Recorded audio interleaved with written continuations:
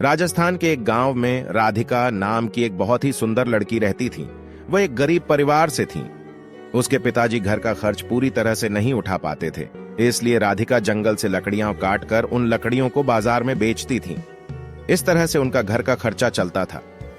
राधिका अब 21 साल की हो गई थी और उनके माँ बाप को अब चिंता होने लगी थी कि उसकी शादी बिना पैसों के हम कैसे करेंगे। मगर राधिका को अपनी शादी की कोई भी परवाह नहीं थी, क्योंकि वो अपने परिवार से बहुत प्यार करती थी और राधिका इतनी खूबसूरत थी कि उसके कई रिश्ते आते रहते थे, मगर वो सबको मना कर देती थी। पर किशन नाम का एक लड़का राधिका से बेहद प्यार करता था और राधिका के मना करने के बावजूद वो रोज बाजार में राधिका की लकड़ियां बिकवाने पहुंच जाता था।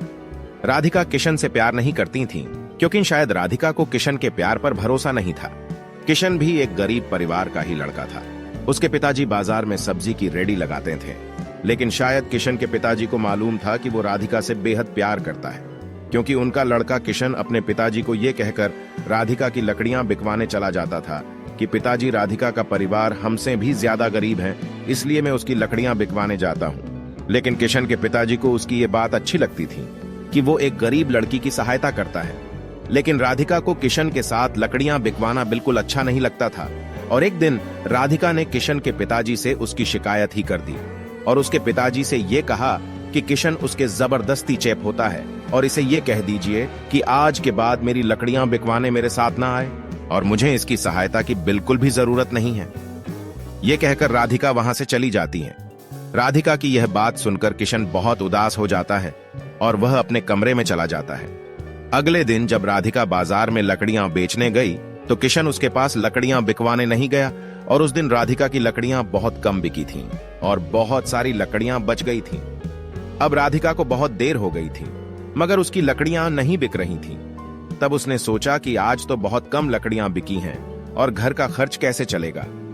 ये सोचकर वो घर चली जाती हैं। राधिका जब घर पहुंचती हैं तो वो क्या देखती हैं कि उसके पिताजी की तबीयत बहुत ज्यादा खराब थी और उसकी माँ रो रही थी और रोते रोते कह रही थी कि बेटी, तुम्हारे पिताजी को जल्दी अस्पताल ले चलो, मैं बहुत देर से तुम्हारा ही इंतजार कर रही थी। जल्दी किसी तांगे वाले को बुलाकर लाओ ताकि तुम्हारे पिताजी को जल्दी अस्पताल लेकर चलें।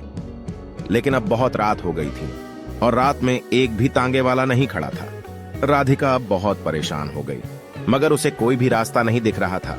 तभी उसे किशन की याद आई और वो दौड़ी दौड़ी किशन के घर पहुंची। फिर वो जोर जोर से उसके घर का दरवाजा बजाने लगी। तब किशन घर का दरवाजा खोलता है तो किशन राधिका को अचानक इतनी रात को देखकर चौंक जाता है और राधिका से पूछता है कि क्या हुआ, इतनी रात को तुम यहाँ कैसे? घर पर सब ठीक तो है ना? तभी राधिका कहती हैं कि किशन, मेरे पिताजी की तबीयत बहुत खराब है और उन्हें अस्पताल लेकर जाना है, मगर बाजार में एक भी तांगे वाला नहीं है। अब तुम ही मेरी सहायता कर सकते हो। तभी किशन चुपचाप अपने पिताजी की सब्जी के रेहड्डी निकाल लेता है और रेहड्डी के साथ अपने एक दोस्त को भी राधिका के पिताजी की सहायता के लिए बुला लेता है। और जल्दी से राधिका के पिताजी को किशन और उसका दोस्त रेहड़ी पर लेटाकर जल्दी से अस्पताल ले जाते हैं और अस्पताल ले जाकर जल्दी से उनका इलाज करवाते हैं। 1-2 घंटे में राधिका के पिताजी का इलाज हो गया और डॉक्टर ने कहा कि अब ये ठीक है, बस कुछ दवाइयां मैंने लिख दी हैं, बगल के कमरे में से ले लेना और ये दवाइयां अब इन्हें जीवन भर खानी होगी। तभी किशन कहता है कि राधिका, तुम पिताजी से मिलो, मैं दवाई लेकर आता हूं। राधिका अपने पिताजी से मिलने उनके कमरे में जाती हैं। तब उसके पिताजी बिल्कुल ठीक हो गए थे। तब वो राधिका से कहते हैं कि बेटी, तुम किशन से कितना चिढ़ती हो, फिर भी वो हमेशा तुम्हारी सहायता करता रहता है। तभी किशन का दोस्त भी बोलता है कि राधिका, किशन ही हम सबको ये कहता है कि तुम सब राधिका से ही लकड़ियां खरीदा करो ताकि तुम्हारी सहायता हो सके। और राधिका, मैं तुम्हें ये भी बताना चाहता हूं कि किशन बहुत ही अच्छा लड़का है और तुम हो कि किशन के घर पर जाकर उसकी बेइज्जती कर दी। तब राधिका को विश्वास हो जाता है कि किशन बहुत ही अच्छा लड़का है। इतने में ही किशन दवाई लेकर आ जाता है और राधिका से कहता है कि मैंने तुम्हारे पिताजी की सभी दवाइयां ले ली हैं और डॉक्टर ने भी छुट्टी दे दी है, चलो अब घर चलते हैं। अब सुबह के 6 बज चुके थे। हॉस्पिटल के बाहर ही तांगे वाला खड़ा हुआ था। किशन ने अपने दोस्त से कहा कि तुम रेहड़ी लेकर घर पहुंचा देना, मैं तांगे से राधिका के पिताजी को घर छोड़ आता हूं। राधिका किशन से बहुत खुश थी कि किशन मेरी कितनी सहायता कर रहा है। इतने में वो सभी घर पहुंच जाते हैं और किशन तांगे वाले को किराया देकर पिताजी को घर छोड़ देता है। तभी किशन जाने लगता है तो राधिका उसे बाहर रोकर उसका हाथ पकड़कर उससे माफी मांगती है और ये कहती हैं कि किशन, कल से तुम मेरी लकड़ियां बिकवाने आ जाना, क्योंकि अब तुम्हारे बिना मेरा लकड़ियां बेचने का बिल्कुल भी मन नहीं करता। और हां, क्या शादी के बाद भी तुम मुझे बाजार में लकड़ियां बेचने भेजोगे? राधिका की यह बात सुनकर किशन बहुत खुश हो जाता है और कहता है कि राधिका, तुम्हें मुझसे प्यार हो गया। ये कहीं मैं सपना तो नहीं देख रहा, मगर यह हुआ कैसे? तब राधिका कहती हैं, किशन, तुमने मेरा दिल जीत लिया। एक दिन था जब मैं दुनिया के सभी लड़कों से बहुत नफरत करती थी, मगर आज मुझे पहली बार तुमसे बेहद प्यार हो गया।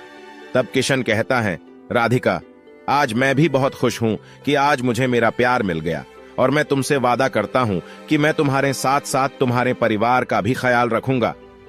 तो दोस्तों, राधिका को अपने परिवार से बहुत प्यार था, इसलिए उसको ऐसा जीवन साथी मिला जो उसके साथ साथ उसके परिवार का भी ख्याल रखेगा।